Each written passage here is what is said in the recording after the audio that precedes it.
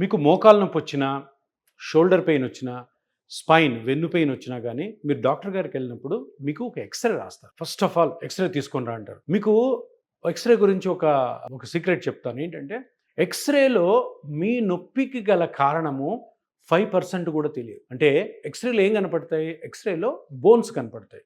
So, బోన్స్‌లో ఏదన్నా problem ఉండి, ఆ బోన్ వల్ల మీకు నొప్పి వస్తేనే మీకు ఎక్స్‌రేలో దానికి కరెక్ట్ డయాగ్నోసిస్ వస్తది.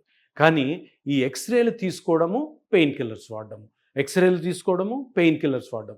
ఇది చేయడం వల్ల రియల్‌గా ఆ జాయింట్‌లో గానీ, స్పైన్‌లో గానీ ఏమి డ్యామేజ్ జరుగుతుందన్నది మనకి తెలియకుండా ఆ ఎక్స్‌రేలు తీసుకుంటూ ఎక్స్‌రేల వల్ల ఏం ఇన్ఫర్మేషన్ తెలియక మీరు పెయిన్ కిల్లర్స్ వాడడం ద్వారా పెయిన్ కిల్లర్స్ వల్ల వచ్చే కాంప్లికేషన్స్ వస్తాయి. అది కాకుండా అసలు ప్రాబ్లమ్ ఏంటన్నది తెలియకుండా ఉంటుంది. అందుకని మీరు తప్పకుండా జాయింట్ పెయిన్స్ వచ్చినప్పుడు ఒక అల్ట్రాసౌండ్ మస్కులోస్కెలిటల్ డైనమిక్ స్కాన్ అని ఒకటి ఉంటుంది.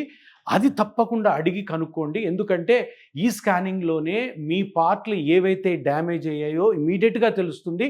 ఇమ్మీడియేట్‌గా ఈ డ్యామేజ్‌ని ఎటువంటి ఆపరేషన్ లేకుండా చిన్న ఇంజెక్షన్‌తో ప్లాస్మా థెరపీ తోటి మీరు కంప్లీట్‌గా రికవరీ అవ్వచ్చు.